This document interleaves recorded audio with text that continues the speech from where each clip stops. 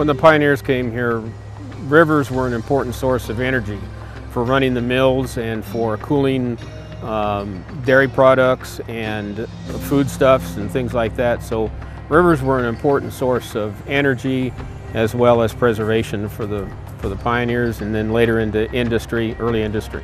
This city is here because of this river. That's why it was put here. But in many ways, the people of the city have turned their backs on the river because the river was used as a waste conveyance.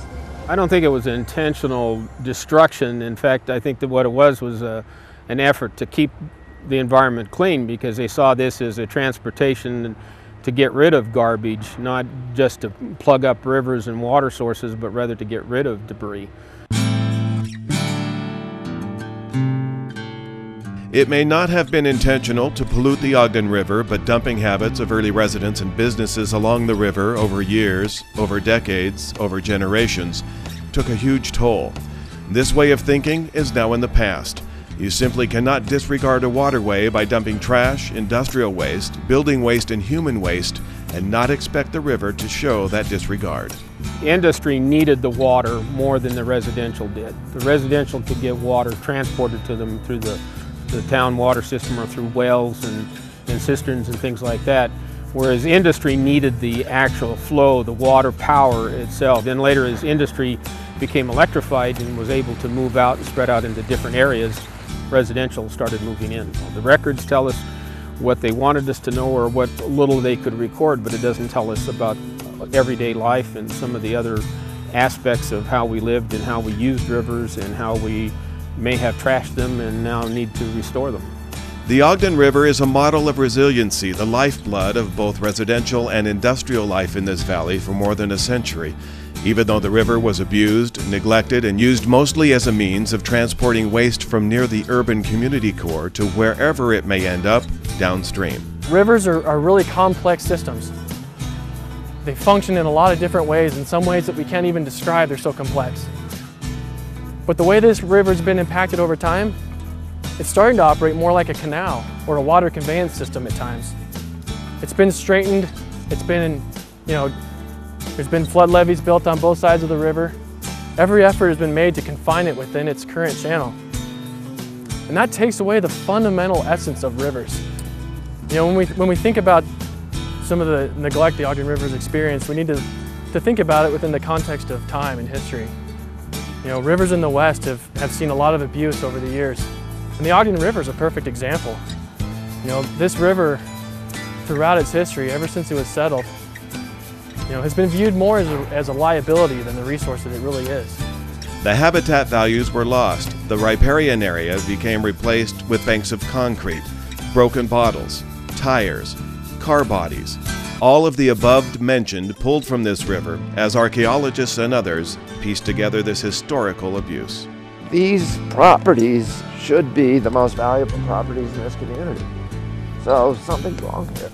The easy thing would be to do nothing, and unfortunately that's what's been done for many years.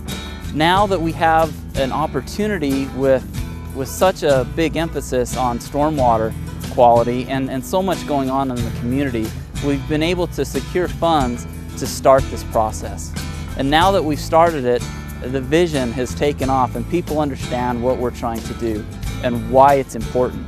But doing nothing was not and simply could not be an option, not for those who have any respect at all for this incredible waterway, not for those who believe the river will not be as it once was, but will be better than it ever could be, not for those who respect the river, the area, the local environment, and those who have now not only started to do miraculous reclamation of this once proud jewel, but those who now stand committed and dedicated to the Ogden River Restoration Project.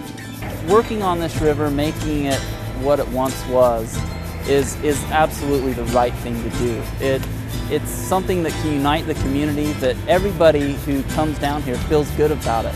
Whether they want to come down to see what's going on, they're happy that there's a corridor being preserved along this river, so that they can run, they can play, they can be in the river, and having something like this 5-10 minutes from your home is not something every community has, and so we need to take advantage of this beautiful nature that we have right in our back door. When this project was first thought up, it was kind of like, oh, we need to stand back because it was quite a big elephant, and how do we tackle it?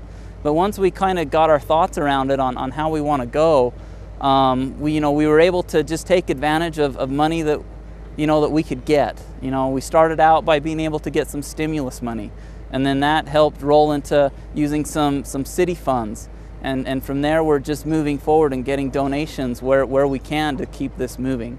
It was just trashed, but as you look deeper and more into the vegetation was growing straight up through this fill material. And I was surprised by that there was that much of it for that deep, that it was large trash. It was washing machines, furnaces, shopping carts, auto bodies, all kinds of trash that was smothering the vegetation and armoring the banks. It is an ongoing transformation, a marvel of commitment by Ogden City, local residents and businesses, and even state and federal resources, which have made grants to assist in this restoration project. Stormwater return areas are being constructed. The return areas provide a basin for storm flow runoff and sediments. These areas will be planted with wetland plants to increase nutrient uptake and buffer pollutants prior to entering the Ogden River Channel. 25 recreational access areas to the Ogden River Channel will be developed. These include an accessibility ramp for recreational fishing and passive enjoyment of the river. Most of the user groups will be passive, visitors able to sit and enjoy the water. However, fishing and tubing are already becoming more popular with the channel enhancements within the restored reach. 2,500 tons of concrete and scrap metal litter have already been removed from the channel and banks. 2,200 cubic yards of plastic, glass bottles, and other litter have also been disposed of to date, and we're not finished with removing these piles of neglect. Today, the native sprawling banks are uncovered. Riparian areas are enhanced for wildlife. Brown trout are spawning, and there is a place for the community to visit, play, and enjoy our most valuable areas along the river. This rock structure, which to some people might just look like a pile of rocks in the river, actually serves a function. It takes the river, which right now is at a pretty low flow stage, and it creates a channel within the channel. So rather than having in the upper reach, which is just a wide and flat section, we've got some an actual pool habitat being created. So fish can hold here, they can feed here, and people can catch fish here. So you can see from where we're standing some diversity in the habitats just right here above and below me. I already see more diversity from where I'm standing than from what I've seen historically in this entire reach of river. What's the biggest thing you can do? And in my mind, that was to just let it breathe, pull back. Everybody was just so built on top of it and just building and building. It just needed some room to breathe. Just let it kind of function that way. Let it overflow its banks every once in a while. Let it have some room. It can maybe shift a little if it wants to, or deposit some here and scour some there. The best thing for me is to look at pictures from before this project started and not know where that area was, because it's changed so much. And what you'll find is that when you start doing river restoration in a community like this, that the whole community will profit. Every dollar you put into restoration here will create waves of prosperity that will go back and benefit the whole community. The cost on this project is something that's been quite substantial, and something that has, quite frankly, been a challenge to be able to sell. Once we've started this project, it's been easier for people to see what's happening and just the change that this money's making, and not just in this area for the people who live here, but for the people who come by that they don't know where they're at. And by being able to do that and all being able to address stormwater needs and the stormwater quality, not just now but in the future, because many aspects of this project is to restore natural habitat that has been degraded and has been lost. And by doing that, we're able to bring back macroinvertebrates that are not here now, that will come. By bringing those back, it'll help fish populations become more healthy. We'll have people here that will want to be here to fish, to enjoy the beauty. This project has a little bit of something for everybody. Depending on whether you're 5 or whether you're 100, you can come down here and feel like you're part of nature and you're in an urban environment. Upon completion and with financial assistance still needed, 17 acres of the riparian corridor will be protected. More than 1.1 miles of in-stream habitat will be improved. More than 30,000 native plants will be installed. 11,000 linear feet of banks will be restored. 10 stormwater finishing areas will be constructed. Soft trails and river access points will be constructed. All so that the beauty of this proud waterway can once again be enjoyed by the entire community. When you start restoring it, what you find is that prosperity follows. It's a gold mine for the community because having a greenway park that you can ride your bike to and go visit and go fishing and also bird watching of the native species, I think that is pretty important. Much has been accomplished, much is left to do, and we need your help to reverse 100 years of neglect to the Ogden River. This is an exciting donation campaign, and its success is critical to completing the Ogden River Restoration Project. Donate today to be an integral part of this unique opportunity to restore this ecological, economic, and cultural benefit of the Ogden River. Your donation will preserve the environmental quality and increase our enjoyment of the Ogden River for today and future generations.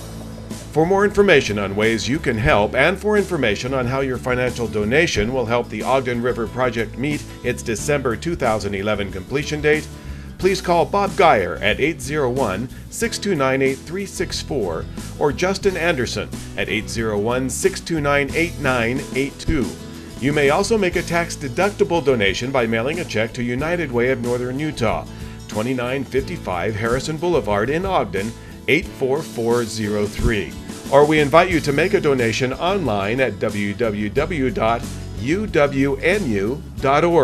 Just be sure to indicate the Ogden River Restoration Project for your donation dollars. And thank you. The Ogden River Restoration Project, repairing the past and beautifying our future.